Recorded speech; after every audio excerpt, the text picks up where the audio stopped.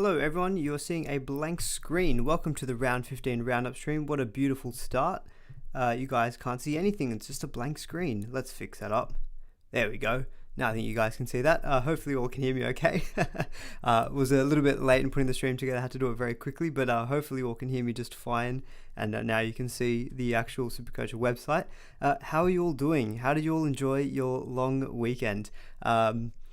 It was good to have an extra day off, always great. Always is a bit of an annoying thing work-wise though. It all of a sudden means trying to fit in 5 days of work in 4 days, but we'll deal with that tomorrow when we get back to work. We're talking about SuperCoach today. Hopefully you all had a good long weekend. Obviously a lot went down with SuperCoach this week. It was absolute carnage heading into the week. Lots of players got injured this week and lots of outs, and then there were some in-game injuries as well, so I think it's a pretty big spread in terms of points scored by people. And look, I did an average of Podmasters, the two Podmasters leagues that I'm in, 1273 and 1269 were the two averages, so I'm thinking around 1250 plus is probably there or thereabouts. I think if you've gotten 1300 plus, you've probably had a good week. I'm pretty happy with how I went this week. 1340 is what I ended up on, so I'll definitely take that. It looks like it's above par. Hopefully should be getting some green arrows. I did leave some points on the table in terms of my reserves, but nothing that absolutely killed me. Shout out to Rexter, I can see you in the chat. Benching Ruben Garrick. Now that if I had benched Ruben Garrick, the delete app button would be getting serious consideration. So mad condolences to anyone who did bench Ruben Garrick. I mean, I don't want to sound hindsight, I wouldn't have done it, even because the thing was it was a good matchup and the points were still there as a goal kicker. I wouldn't have done it, but I can see some people, if there was a real tough 50-50, I can see why they would have done it. But yeah, that it's just really punishing. That's just what happens there, and it just happens sometimes. And 169 points, so if you're seeing that on your bench, that you'd be absolutely spewing with that, absolutely spewing. A lot of people with Captain Nico Hines, obviously he went very low this week. Very surprising. The Sharks just can't seem to do anything against top 8 squads. I still thought even if they scored 12 points, he would get involved like it was last week, but just the 30 points for him. Based on performances from this weekend, Mitch Moses or Reynolds probably as the number 7 for the Blues, which I knew coming into this week was an obvious risk buying Moses, but the thought was that, look, if Moses has a masterclass and he gets the number 7 selection, look, I'll take the points that came along with it. He got 98 points pre-update, so I'll take that. Hopefully he updates just to maybe 105, 110. Most of those points coming in the first half. Obviously very happy as well as a Clint Gutherson owner. They tore it up in the first half for the Eels, and 134 points for Gutho. Really happy with that because, I've had him for a few weeks now, and he's had a couple of decent scores, but finally got a big ton out of him. Dream Buller just continues to be an absolute hero. It feels an age ago that on Thursday he did that fend, but honestly, on Thursday night, I probably watched that fend on Tino about 15 times. One of the best things I've ever seen. I know I'm probably wax lyrical about it, but honestly, that was an amazing thing. Especially because Tino's a big boy. Dream just swatted him away like a fly. What a man. So he's going to continue to make a lot of money. I mean, elsewhere in my team, I mean Jacob Preston, shout out to him. He had a fantastic game in a losing side.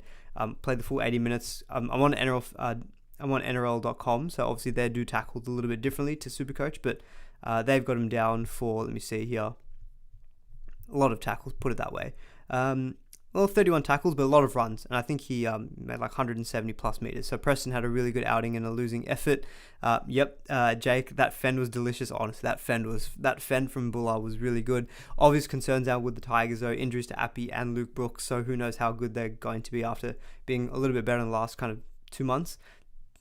Could see a drop off in them. So maybe maybe a team to start targeting.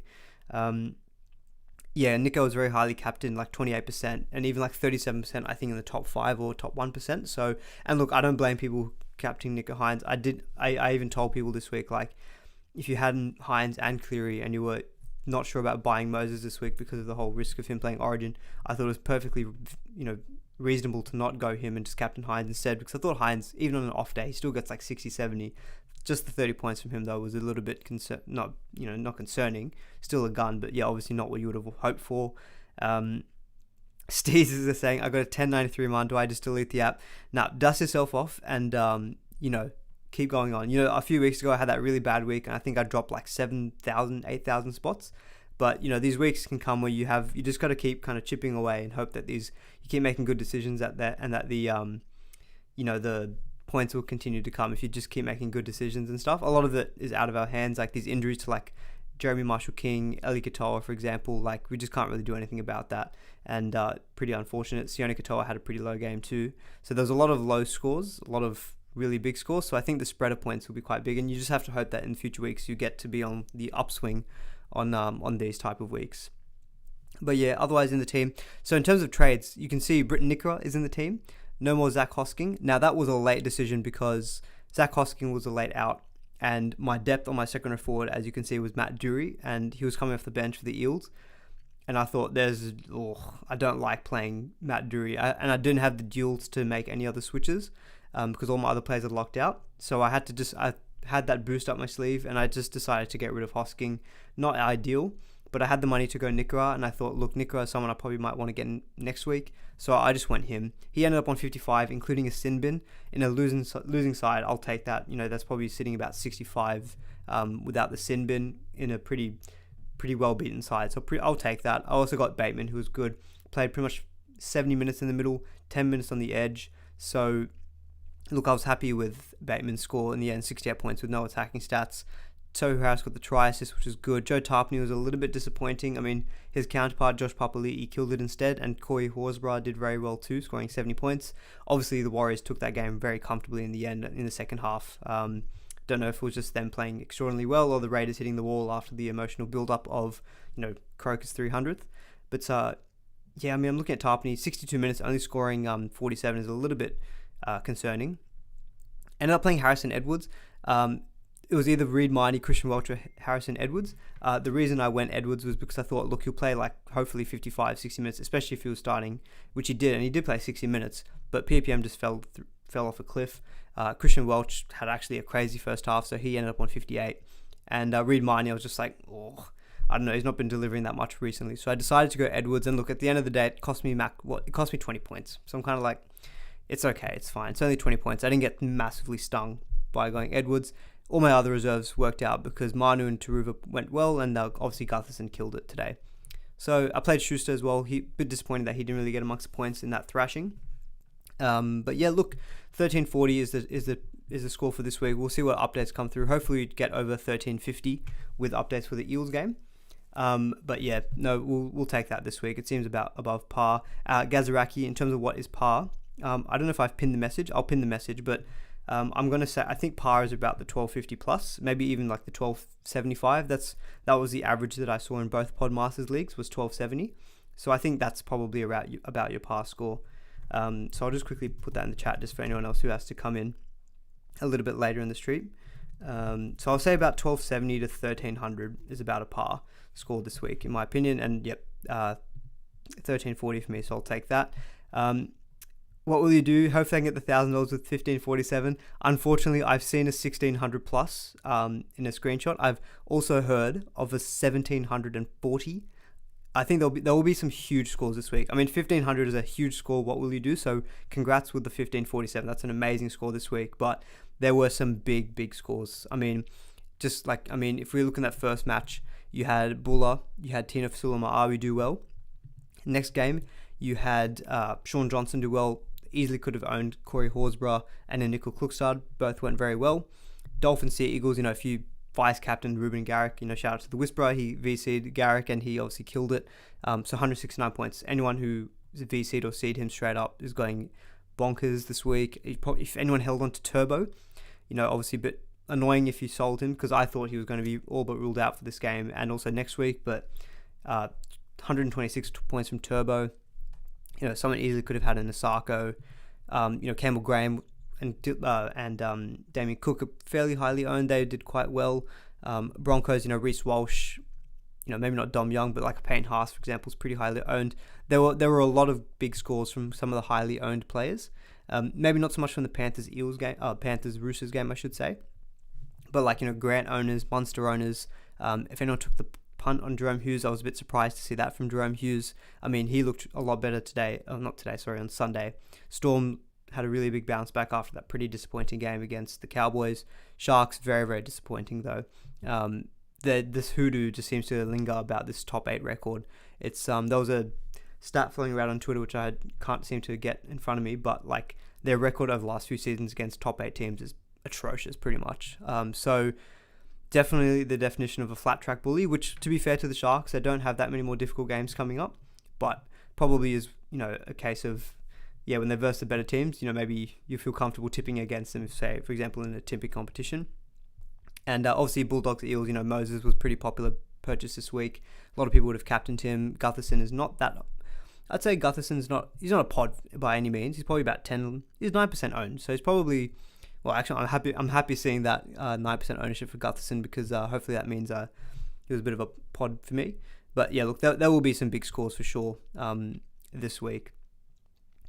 In terms of the rundown, look, to be honest, in terms of the timeline for this week, TLT will come out tomorrow. We'll also have the New South Wales squad released tomorrow. The Queensland team has already been released. No major surprises, to be honest. I mean, Nanai is straight back in at second row forward, which is a bit surprising. I thought they maybe went Kafusi, but obviously Billy's got trust in Nanai.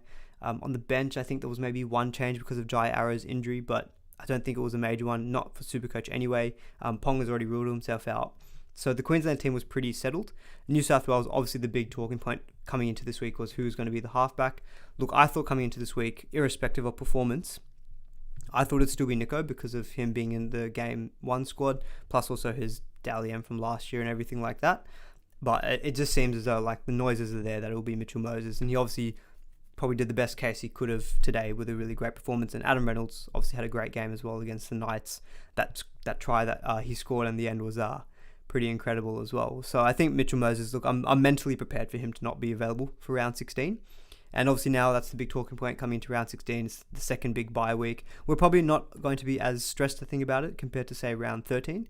Round 13 felt a bit more difficult. I think round 16, a lot of us are probably looking okay. So I think we should be hopefully well set up already for round 16. But yeah, I'm fully preparing to not have Mitchell Moses. And look, if you're a Hines owner, you could maybe benefit because they've got the Bulldogs next week. And if Hines is out of the squad altogether and he's available round 16, I think us Hines non-owners will be probably scrambling to get him, because the way that people will see it is that if he's ruled out of game 2, probably going to be out of game 3. Even if New South Wales lose, what's the point of them really changing the halfback? They'll probably just keep Moses, for example, if he's named tomorrow in game 3. And the Sharks play round 19 as well. So all of a sudden you're looking at Hines potentially missing every game except for round 18 in the next 4 weeks, to playing every game except for 17, for example. And yeah, except for round 17. So yeah, look, I think Nico Hines will be a very popular purchase this coming week, if even despite the high break even that he will have. I do have a plan to get him next week. So I kept Fafita this week. I could still hold Fafita, but if Hines is named and he's available, I'll find it very difficult to not go him, to be honest. And I'll probably I can do in one move. I can do Fafita out for Hines. I can go Fafita out for Schuster, and then I can bring Katoa down to my 5'8" spot, and then I can go Fafita to Hines straight away in one move. So I feel okay if Hines is named, or if he's not named, I think I've got a decent way to get to him. I could even do Moses to Hines, to be honest, but I might want to keep Moses anyway for round 17 coverage, given that round 17 will be a pretty difficult week to cover. Anyway, that's a bit of a random spiel about how I went this week, and a bit more of the macro. I will dig into some of the games individually, probably not maybe as detailed as maybe sometimes I am, given that, look, to be honest, I'll probably be streaming again tomorrow after TLT, because I won't be able to do Wednesday, so I'll probably have to do the stream tomorrow. So I'll be streaming again tomorrow, so we'll get a lot of updated information with team lists plus the Origin team for New South Wales. So I'm happy to keep the stream a bit more laid back, maybe answer more questions, and just go through the games as kind of maybe questions come up. So I think we'll take a little bit more of a relaxed approach as we wind down the long weekend. I will say it's fittingly named the King's birthday because Clint Gutherson had a day out like it was his birthday. Although, is it actually his birthday? That would be crazy if it was his birthday. His birthday is 9th of September, so not quite. Oh my god, Gutherson is only like 2 months older than me. Yikes. That makes me feel weird. That makes me feel old. Anyway, let's move let's move past that pretty quickly. Bunglicious, love the past score report. Love your work, man. Thank you so much. Saw a 16.55 in one of the leagues, but he has about 3 players out for next week.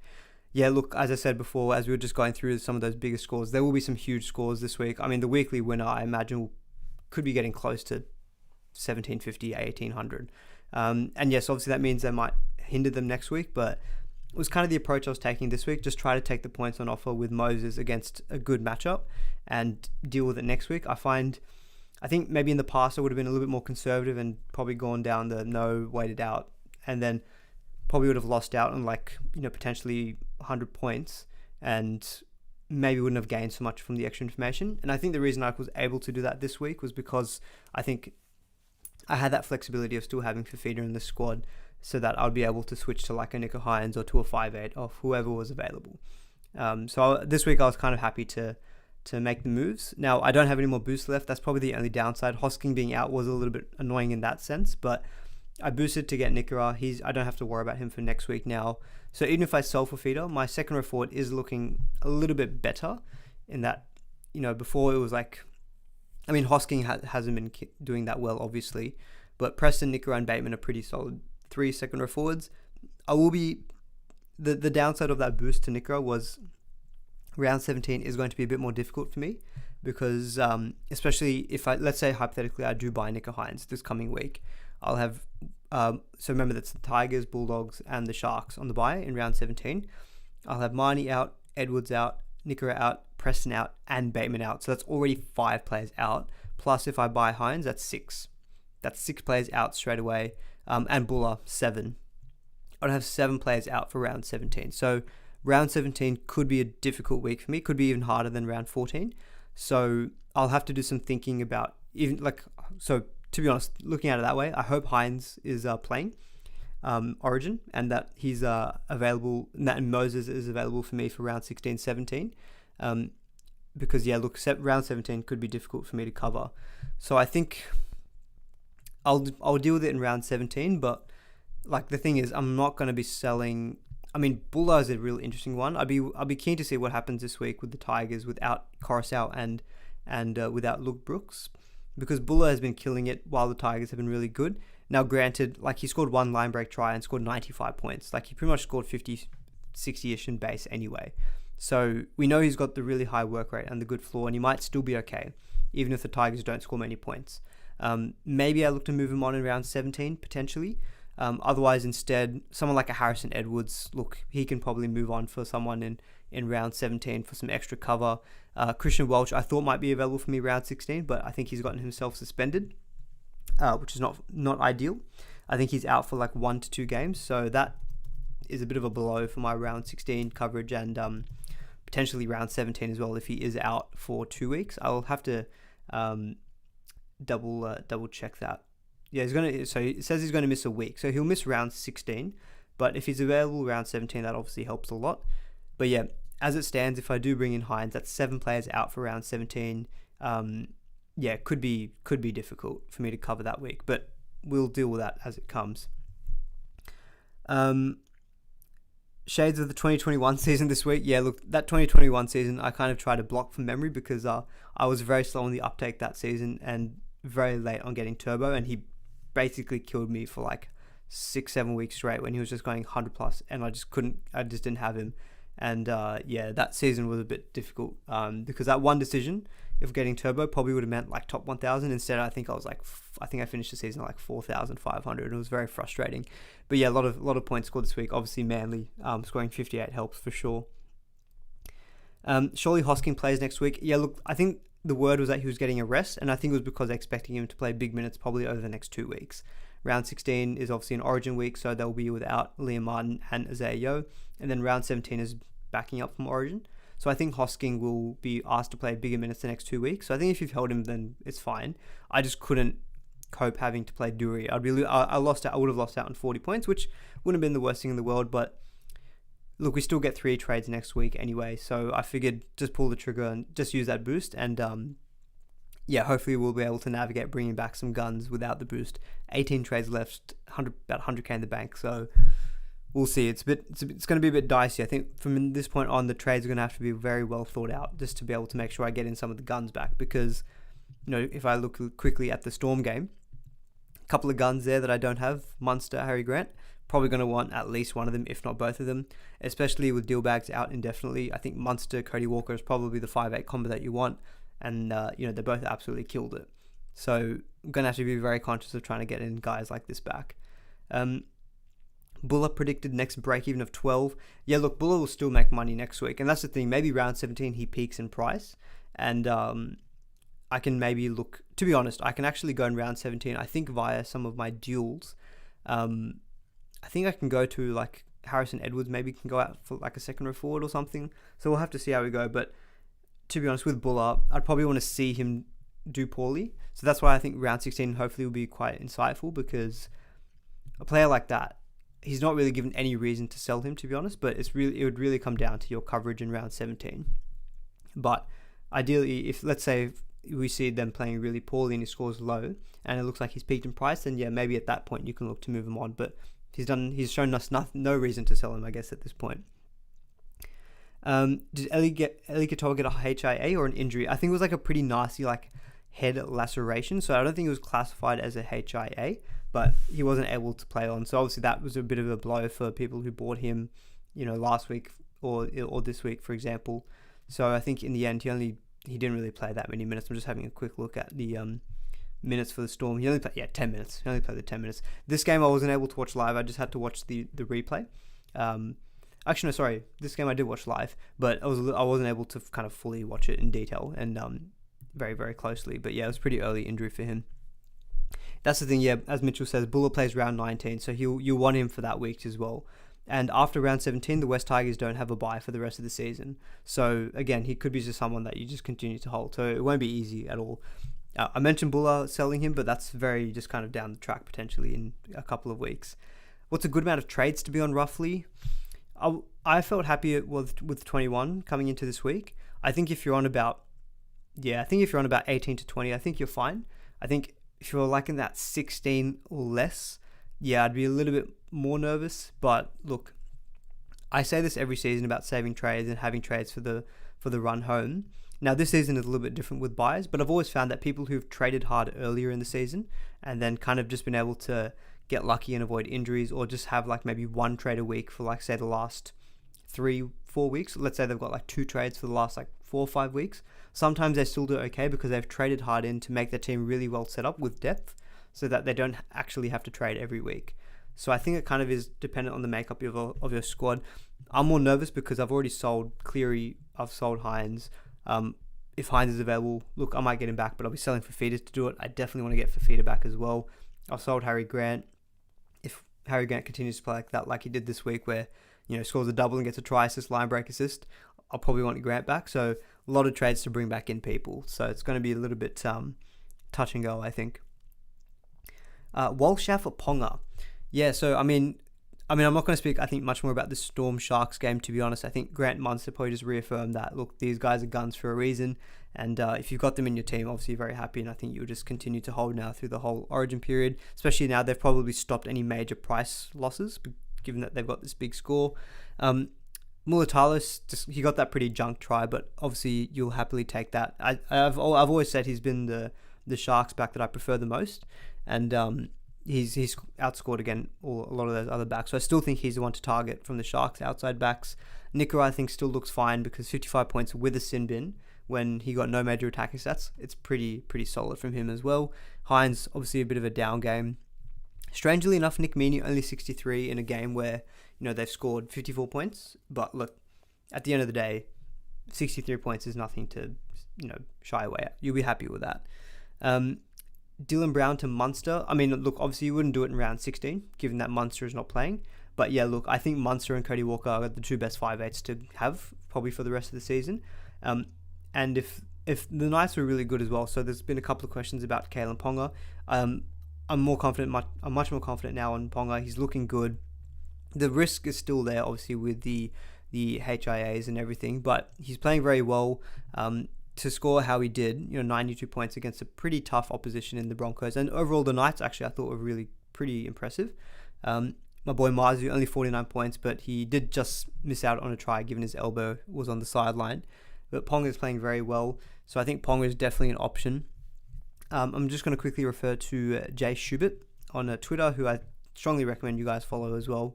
He posts like indicative break evens coming into the week, so you kind of have a rough idea of how players' prices may change. So I'm just having a quick look at Ponga. So Ponga at the moment is, how much is it? It's not very expensive. He's only 570k, so it's still very, very affordable. And he's going to have a break even of about 24, and he's going to go up about 29k. So he's pretty much going to be about 600k flat with a break even of 24. Now the draw for the Knights isn't fantastic, but they're playing the Roosters, who we've seen the Roosters are not looking great at all, and it is a home game for the Knights, who'll be pretty not Origin affected. So I think that matchup is perfectly fine. Tigers in round 17 is obviously not Tigers. Sorry, the Penrith in round 17 is obviously very tough. Their defense is just insane. I mean, I'll be keen to see what the numbers look like in terms of their points per game conceded this season, but I wonder if it's the best that they've had in the last 3-4 years. The defense is crazy, so that's obviously a tough game. But then look, round 18 is a great game against the Bulldogs. Round 20 could be really good against the West Tigers, and the run home, to be honest, that's not looking too bad for the Knights either. No buys after round 20, which is good. Melbourne's tough, but games against Canberra, Dolphins are looking leaky, Bulldogs again, Sharks, Dragons. There are games there that we know that they can score points.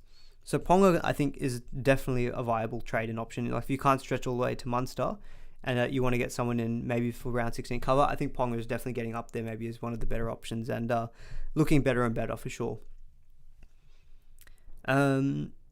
Walsh out for Ponga. Now, Walsh is a tricky one because obviously he misses round 16, but I would find it difficult to sell Walsh. The way that the Broncos are playing, they're still continuing to be very good. They're not dropping off like they did kind of in the second half of last season. Just having a quick look again at the coming up draw for Walsh. So he obviously missed round 16. I just want to have a quick look as well at what the turnaround time is as well for the Broncos from their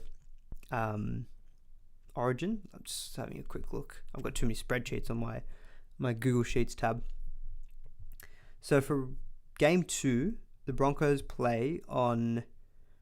Okay, so they play the Titans in round 17, and they've got a 3-day turnaround. So you'd be confident, I think, that he plays that game. So I think Walsh, game against the Titans, 3-day turnaround, I think that's a fair chance of him playing, and it's a good matchup for points. Dolphins is looking great as well. Definitely very leaky. Bulldogs is great in round 20. The run home is a little bit tougher with Rabbitohs, maybe the Roosters. So that run there is a little bit tougher, but 17, 18, and 20 look really good. I would find it difficult, I think, to sell Reece Walsh. And even after game 3, so game 3, it's a 2-day turnaround, so maybe he misses that one. But yeah, I don't know. Reece Walsh out doesn't feel great. Look, if you're trying to get numbers for round 16, then sure. But the games that he's back, I think that looks really juicy for Reece Walsh, and I think the Broncos are looking still very, very good. Which means, and sorry, that's another player who I don't own that I might need to try get is bloody Payne Haas. The man is just unbelievable. Just keeps carrying on. It's crazy. Manu to Cody, Schuster to Ponga. Look, I know the Roosters' attack is looking awful. And I don't think the draw for the Roosters is that great moving forward. I'm just gonna have a quick look at it. Let's just quickly touch on let's just look at the Roosters here. I wouldn't be selling Manu next week because look, Newcastle still is a decent game and he will probably be playing either 5'8" or fullback. If he's playing at fullback especially, I'd want to keep him. Yeah, it's not a great run. You've got Raiders at home, Manly, but that's an away game. Then it's a bye. Then it's Melbourne. Titans. It's not a fantastic run. So I think Manu for sure is someone. Manu like Billy Smith. I hope Billy Smith is available next week. Otherwise, that's another hit for our round 16 numbers. So Manu, I wouldn't be selling Manu this week. Coming into round 16, I think he's an active player. I think he'll be playing out of position. I think he can still do well. But for sure, after that, I think there's definitely a case that you can look to move on Manu. He's probably not going to be in your top, he's definitely not a top 258. So I don't think he's going to be worth a spot there. He's probably still maybe an option, maybe as a top 7 centre wing, like someone that you have as like a 5th or 6th. But top 4 centre wing, probably not. Your top 4 centre wing are probably going to still be like a Sharks back, maybe like a Mulatalo, a Sarko, a Ruben Garrick. And then you've got maybe others in there, like you've got plenty of other options that you could throw in there, like maybe an Alex Johnston, maybe a Nick Meaney, for example. So I think Manu is probably not going to be a top 4 centre wing. So yes, I think you can look to move him on, but I wouldn't be doing it round 16. I feel like that's potentially a trade you may regret, because I think he could do well that week. But yes, the Roosters with their attack at the moment, very irrelevant from a Supercoach standpoint. Jake Turpin is still doing very well, 57 again this week. So anyone who's moved on to him from, say, Sonny Luke, who was again a bit of an auto-emergency nightmare this week, I think you'll be very happy with Turpin and 57 points. So I think over the next couple of weeks until Brandon Smith is back, I think he'll be solid option. Teddy did well scoring a try. Curie was goal kicking, but they're not options that I'd be looking to invest in at this stage. And just not that relevant, to be honest. As Camo says, the Chooks are not very Supercoach relevant at this point. We've got them for round 16. They don't play round 19, so I think there's someone that you can look to move off after round 16. They do play round 17, so again, given that that's a difficult week to cover, you'd probably be holding them again, and then probably round 18 onwards, then yeah, you'd probably look to sell at that point. So yeah, Roosters not looking very well. I'm sure the majority of fans are out there are very happy about the Roosters underperforming, and look, I I can see why. As a fan, it's very frustrating. Went to the game as well, which was nice, but obviously our team got smashed. And I did think that the Panthers just looked good. Liam Martin again was fantastic. Jerome Luai I thought was actually really solid too. Isaiah was very good. I thought Brian To'o and Crichton were really good on their edge too. Just good across the park, to be honest. The scores kind of reflect that. They had, what did they have? They have 11 guys go above 60, whereas the Roosters had 3. So yeah, pretty good across the ball performance from the Roosters, from the Panthers, and they're just looking again still like the team to beat. Thank you, Mitchell. Give the man a like and show some support. Yep, appreciate that. Please do hit the like button if you are enjoying the stream. Camo says, so there's a couple of questions about who do you bring in for Dylan Brown, Turbo. Who do you reckon to bring in for Dylan Brown? Look, for this week, if you want the round 16 cover, Cody Walker's not available. Munster's not available. So if you're looking for a direct 5'8", it probably has to be Ponga or maybe AJ Brimson. So I did, if you guys haven't seen, last Wednesday, I released my first edition of my newsletter, which is just a general kind of similar style to what I do in the streams anyway, but just in written format, just because I wanted to try something a little bit different. Very, very briefly, in that newsletter last week, I did mention if you're looking for 5'8", I'll read out directly what I said. So I said if you're looking for 5'8", Cody Walker, obviously this is before we found out that Cody Walker was out, but I had Cody Walker, Kalen Ponga, or a Smokey in AJ Brimson, who has averaged 62 in 80-minute games this season. So look, he's got a pretty short sample size, small sample size. He's had some hamstring injuries, so I can see why people maybe were hesitant if they were thinking about him but didn't go him because of the potential re-injury risk. But he's shown this season that when he gets games, he's a good option, and he had a really good game this week as well. I think he scored 94 points. Very, very involved for them. So the Titans, potentially, if you are looking for a 5'8", and you maybe don't want to go Ponga, same deal. You can go Brimson. He's a lot cheaper as well. He'll go up to maybe 520, 530k, so it'll be a very cheap option that frees up 300k. And look, Broncos is tough, but then you've got some decent matchups. Raiders, I think, is okay for points. Dolphins is looking good for points. Parramatta on their day can concede points as well.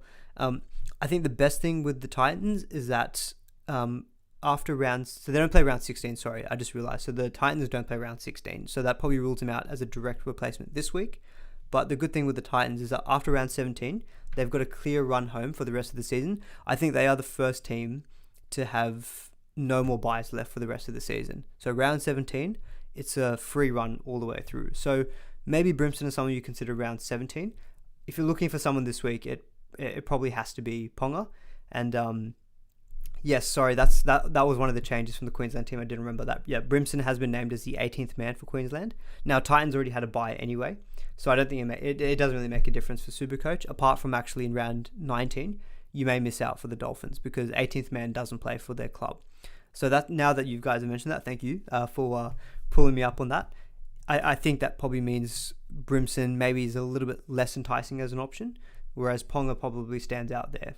So it's probably Ponga, or I think if you can afford to wait, maybe you just go straight to Munster, because Munster generally does back up for the Storm. And if the Storm have games like this, Munster on a bad day can still score 65, 70. On a good day, he can go 124 like this as well. So yeah, probably Munster or Ponga, I think, stand out. Maybe Brimson is a bit more of a pod. Hamish, nice haircut of mine.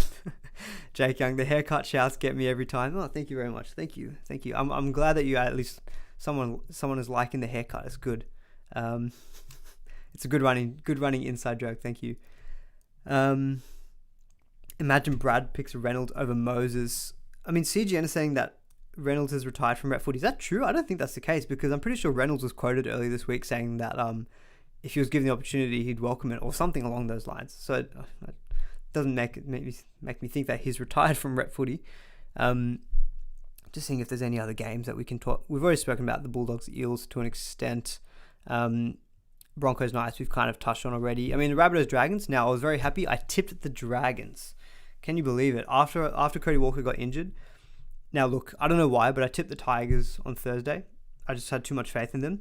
So I lost out pretty much against everyone else in my work comp. So I thought, well, this is a bad start. And then I tipped Raiders as well. So got that wrong. Tipped the Manly, so that was fine. But I was 1 from 3, and I was like, oh, I gotta try to pull out something to try to get something back. And I thought there's generally always 1 or 2 upsets around, and without Cody Walker, Latrell, I was like, Dragons at home, let's go Dragons. I mean, they almost blew it at the end. I mean, that last 5 minutes was crazy. And as someone who played Alex Johnston, very upset that you got 28 points, no attacking stats, and I swear there was like 1 or 2 times where I think Isaiah Tass could have passed it to him in the last kind of 10 minutes, and that try that Jacob Host scored. Look, fair enough. There was a big gaping hole and he just ran through and scored. But he had numbers on the left, and I was like, pass it. I need some AJ Junk. I need to start tweeting out Alex Junkston. Didn't work out. So yeah, AJ not great. But look, the way I see it is, look, if you told me before the game that the Rabbitohs scored 30 points, would I have played Alex Johnson? Yes. The ball just didn't get to him. But happy with Damien Cook's performance in 84 points. Campbell Graham got all the joy at the end of the game. But yeah, so I've ended my tips on 6 for 8 this week. So a bit annoying, because I think that Titans game was definitely a game that I could have tipped correctly. Raiders, to be honest, I was always going to tip the Raiders. And sorry, Warriors fans out there. But I got everything else. So I'm 6 from 8 this week, which is okay. Yes, good. A lot of people around me got 5 out of 8, so I've got 1 above, and I think it was that Dragons game. So thank you, Dragons, for getting over the line just about in the end. I mean, in terms of relevance from the Dragons, to be honest, there's not a whole heap. Maybe Jacob Little, but the Dragons don't cover round 16 either, so I don't think they're probably going to be that heavily investable. And then after the bye, it's Warriors, Sharks, Raiders, and then a bye again in round 20. So I don't think Dragons are all that relevant, to be honest, to invest in from SuperCoach point of view. From the Rabbitohs, of course, they missed this week. Kolomatangi, very strange that he got 55 points. I think he got dudded a try assist because he scored a try himself, but only ended up on 55 points. I thought he didn't even get like a try contribution. I think it was for was it for Ilias's try? But yeah, didn't get anything there. 7 missed tackles, obviously a little bit not great, but a lot of those from Kolomatangi could be like you maybe trying to put a shot on and just missed out or something. But I think we know who are the relevant Rabbitohs players. I've heard some word that Reece Robson is potentially a smoky to be the number 14 bench hooker for the Blues.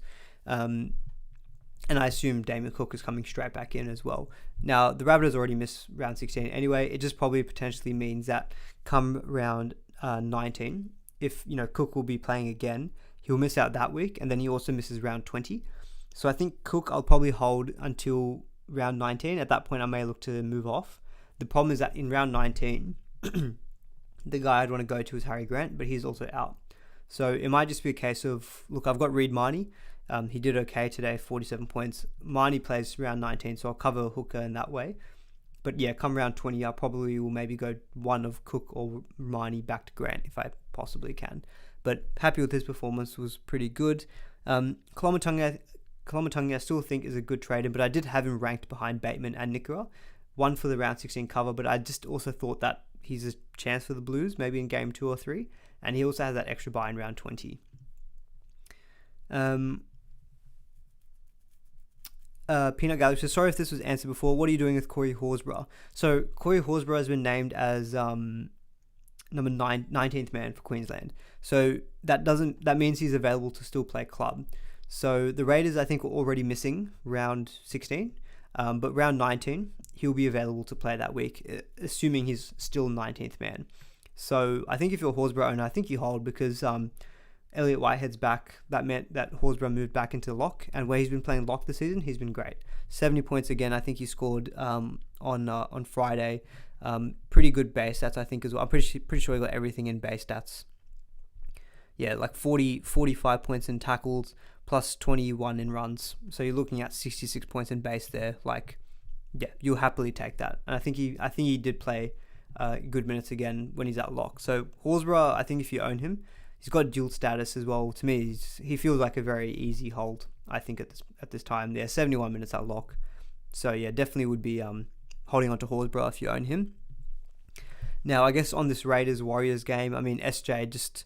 Look, he was really good, and then he got that late intercept try, and I thought, oh man, I know I love SJ, but I think we all had the SJ love, and now it's like, okay, now I don't own him, and he's starting to score lots of SuperCoach points, and it's getting a little bit annoying. Johnson, could you just not get like 119? Could you just get like 75? 75 is good.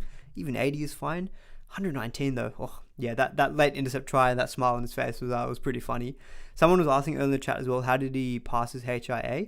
I don't know if he actually got classified as for a HIA, because it was an accidental knock from, I think it was Elliot Whitehead, and he was bleeding from his nose. But I don't remember from the coverage if he actually got if he actually went for a HIA. Maybe I missed that. But yeah, the way that the injury seemed, it seemed to be more of a nose hit than a head hit. But look, I'm not a physio, I'm not a doctor. So in terms of that guy's question about how did he recover or get back on the field, I have no idea how, but maybe that's why, because on vision, it looked like the impact was more to his nose. But yeah, look, if you bought SJ a couple of weeks ago, you'll be ecstatic, obviously. And if you went SJ this week instead of Moses, now it looks like both of them will be out next week, this coming week, I should say, in round 16. But like, yeah, Johnson, I think, is due for a good price rise. So he had a pretty low break even. Yeah, the break even of 36. I think a good friend at Jay Schubert, he has got Johnson for let's have a look here. He's going for a minus 18 break even coming into this week with a 65k price rise. So he'll be pretty much 700k with a negative break even. Obviously, he's not going to change the price in round 16, but the Warriors do play round 19, and I don't know. I think they've got one more bye after round 16. Yeah, they've got a bye in round 22, but that's a standalone week. Look, I think we're seeing enough from the Warriors in their form that opposition, apart from maybe say Penrith, they still seem to be able to score points. And obviously they got up for a very big occasion, very impressive in the second half. And even in the first half, they defended very well with Barnett in the sin bin. So yeah, look, SJ I think is looking fantastic. Nico Klukstad is looking great as well. I kind of regret not jumping on him a few weeks ago. And I think when I was a little bit tempted, he feels like he's getting out of reach in terms of the price. Like another 80 plus point game. He already had a -9 break even coming into this week. Jay Schubert has got him for a 23 break even next week and going up 80k. So he's going to be very expensive next week. So I know people may not be looking to buy him next week, given that he has the buy. But yeah, look, he's just been killing it. So not ecstatic about that as a non-Nickel Klukstad owner, but yeah, he's been very, very good. So I think you'd be very happy if you owned him. Not really much else, I think, out of this game. Not really too much on the Raiders in terms of relevant players. I mean, Matt Tumiko, 35 points. He's kind of fallen off a cliff. He had a few good weeks, and then since then, he really hasn't done much. But it's really... I mean, Josh Papali'i, though, did look, again, very good. Maybe if you want an antipod type and you go Papali'i, he's potentially an option. Not playing Origin as well. But given that he doesn't play round 16, probably someone will look to revisit again, I think, in round 17. So neither of these two teams play in this next coming up bye week, so I think they're probably not super relevant. How long are we going for? We're going for about 45 minutes. I think we'll keep this stream a little bit shorter, given that very good chance I'll be back tomorrow streaming as well. So we'll probably cover off more of your questions and stuff in a little bit more detail. To be honest, I don't really think there's much more in the games I feel like touching on, if I'll be honest. I think we've kind of spoken about some of the more relevant things. So I think what we'll do is, let's do 10 minutes Q&A. We'll do 10 minutes of your questions, and I think we'll just wrap it up there.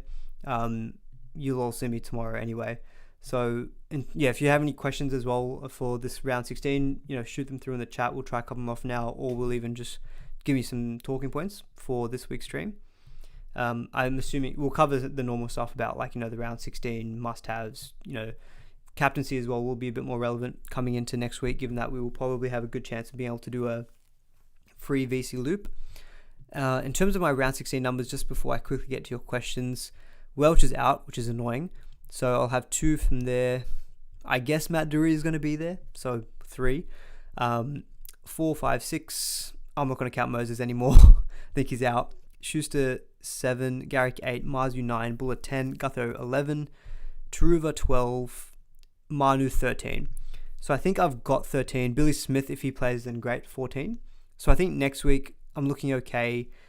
If I buy, if I could even just do the one trade and go for Fifita to Hines, for example, if Hines is playing, and I might leave it at that. That might give me 14 or 15, and that might just cover me for the week. And I might not need to go in it too hard, because the better teams I think to cover next week are maybe like the Sharks, and they miss round 17 as well. Maybe someone like Mulatalo is someone I might want to jump on, but I mean, I'm not going to sell Osaka or AJ, nor am I going to sell my fullbacks.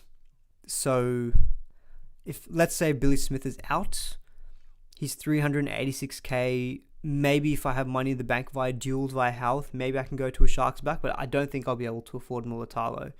Maybe Christian Welch I can move off, but I'd have to go to a cheapie. I don't actually think I have duels to bring anyone up from my second row forward up to front row forward to start doing changes there either, so maybe he could be a bit of a cash cow, but I might just, early thoughts, it might just be a very easy week for me to go for Fifita to Hines if he's available. If Hines isn't available and Moses is playing, then great. Obviously, I might not even need to do anything, given that we're probably already going to be, I think, sitting on about 12 good players, and I think 13 to 14 on the lower end of the scale in terms of quality of players. Daniel saying 1381, Luke Moses. Honestly thinking 1350 is passing, lots of 1400s and higher 1300s.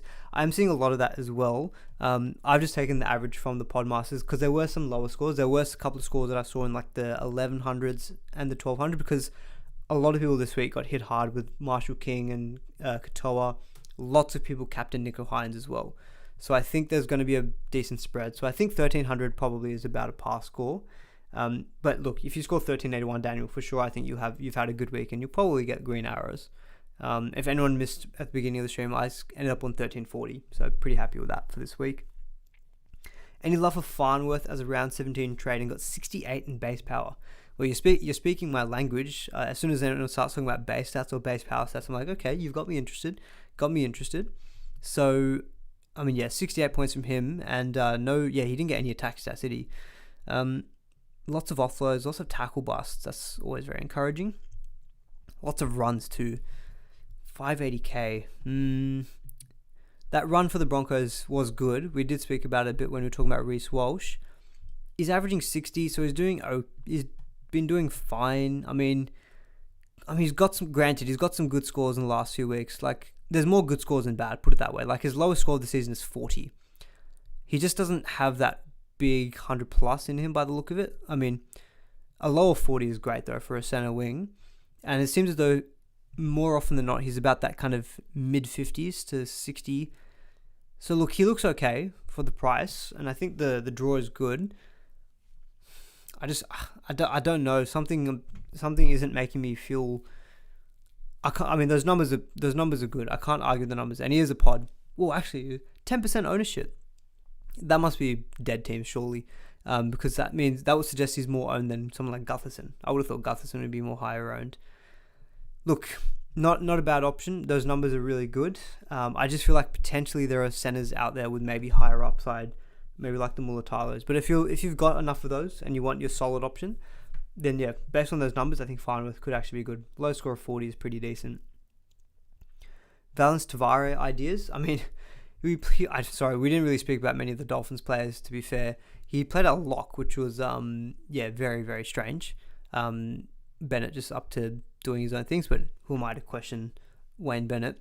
I mean, 40 points is fine. I think he pretty much played. He didn't play the full 80. I imagine at lock that would have been crazy. Let me quickly check the minutes on that one. To be fair, I didn't really notice him that much in the game because Manly were just playing so attackingly well. He played 80 minutes. 80 minutes at lock. Did he play the whole game through the middle? Let me know in the chat if you know about that, because I mean, that's encouraging, but obviously he's still relatively young and new, so like whether he plays those kind of big minutes week in, week out is maybe harder to say. I mean, if you've got him, like, look, the Dolphins will cover round 19 as well, and he's a cheapie, I guess, at the end of the day, so like I'm sure you could just continue to hold him. Don't think he's a must sell. Fine with 3.5% owned in the top 5%. That makes a bit more sense. Oh, that's right, of course. Brenko Lee got injured early in the game, so Tavare moved to the centre, of course. Yeah, that's right. Thank you for jogging my memory. Yeah, that's right. I remember now. I've got a very clear memory in my head of Brenko Lee going up the tunnel. I just forgot about it. Look, yeah, Tavare, to be honest, I don't see what you can really do with him at his price. He's pretty cheap. Like, he's 262k. He's not going to lose money this week. He doesn't play this week either. I mean, sure, if you've got the funds to upgrade to like a Mulatalo, one of those guns, then fine. But you're having to talk about 400k there. So I feel like there's no real other downgrades, I think, either that I'd be targeting with him.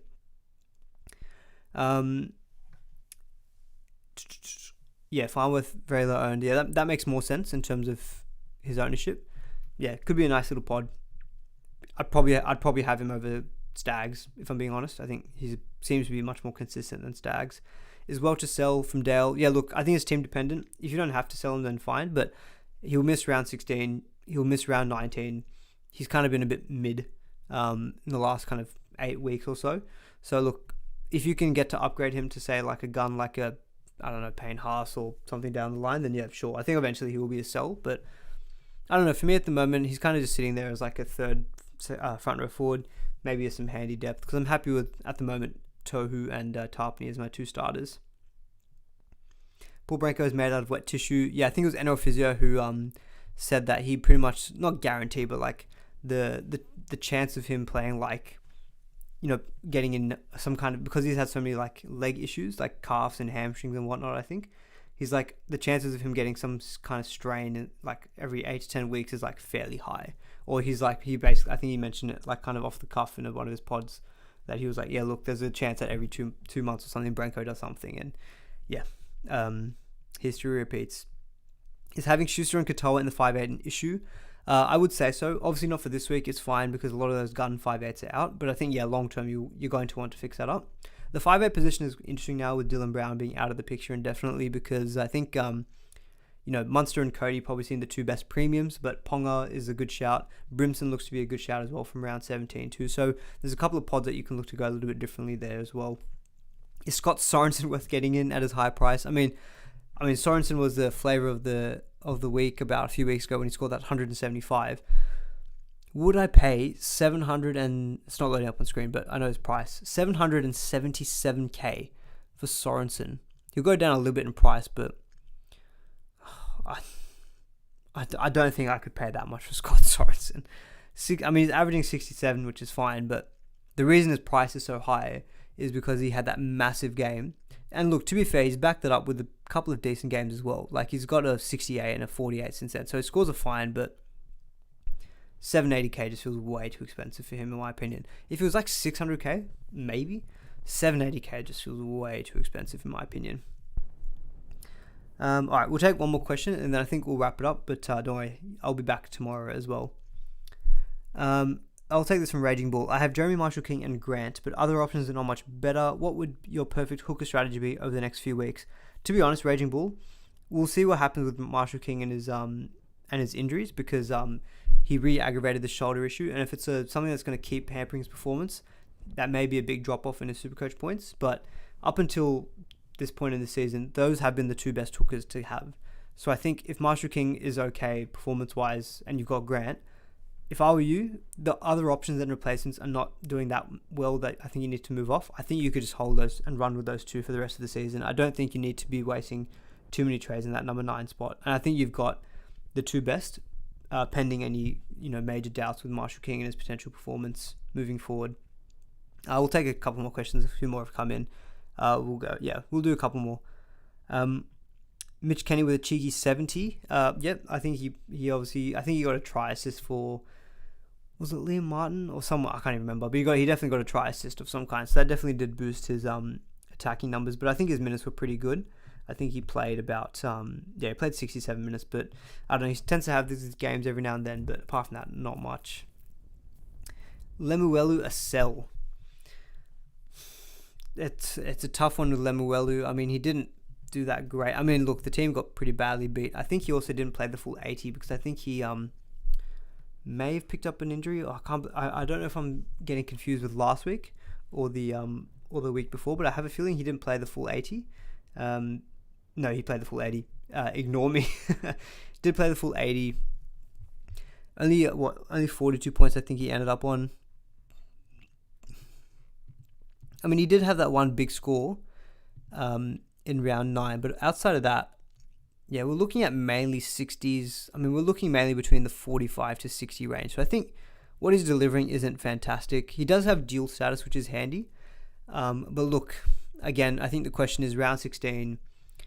If you don't, do you think he's going to be in the top 6 second row forwards for the run home? I'd probably say no, because I'd probably say, to be honest, Preston I think is better than him. I think Bateman and Nicola will be better. I think Fafita will be better. That's already 4 second row forwards. You could throw in someone like maybe an Eli Katoa, potentially with the chance of attacking stats. Someone like Teague Wilton, to be honest, is doing about the same. Teague Wilton scored 58 points. Top of my head, I can't really think of too many other second row forwards, but I don't view him as a keeper second row forward. So I think if he's your ticket to like a Nicola or a Bateman, for example, look, it's probably a move that I would do, I think. So I don't think he needs to be a long-term hold. And similar thoughts as well about Jackson Ford. We didn't talk about him before, but Ford scored pretty poorly again this week. I think he ended up on like 34 points. I'm pretty sure he still played the full 80 though. So the minutes still seem to be there. He played 77, so more or less 80. But yeah, the Warriors are scoring points, so the attacking stats could be there, but I think at the moment he doesn't seem to be a must own. I think either in your second row forward. Okay. And Bailey, you said that he's at your center wing. Yeah, again, center wing. At center wing, maybe you could hide him away in depth cover because at least if you had to plug him in for a week, he can get you about 45 to 50. But yeah, I think there would definitely be 6 other center wingers I'd probably prefer over him. Nikorima, Nikorima has been very good at the hooker spot as well in the last few weeks. He did get a very, very late try assist though, so that did boost up his scores this week. But yeah, look, even before that, he was sitting on about 60 something, so you'd be pretty happy with Nikorima. And yeah, look, Nick Z, is he a hold? Yeah, given that we talked about the weakness of the position, I'd probably say indefinitely, yeah, he is a hold. Dale, your question about you have Burton, Hines, and Moses will all be out with Origin. Look, we'll have to see what happens tomorrow, but I think there's a fair chance that Burton and Moses will be there for New South Wales. Hines maybe not, but I can't really answer that until tomorrow, I think. All right, guys, I think we'll wrap it up there. I know there's a couple more questions that come in, but we'll hopefully touch on more this week. Hope you'll enjoy the stream. Do please give it a like as well if you did. And we'll probably be back tomorrow with the normal round 16 trade targets and preview stream. So hope to see you all there tomorrow. I'll put the audio for this out on Spotify as well. And I did mention my newsletter. I'll very quickly put a link to my homepage in the chat if you want to check that out. I'll probably be posting something there, I think, on Wednesday or Thursday this week, just depending time. But you have a read of the last week's post if you're interested in it. It's completely free. No need to pay for it at all. And you can subscribe to it via your email and stuff as well if you want to get it every week. But anyway, shameless plug for that. All right, we'll wrap up the stream up there. Have a good rest of your public holiday, and see you all probably tomorrow. Laters.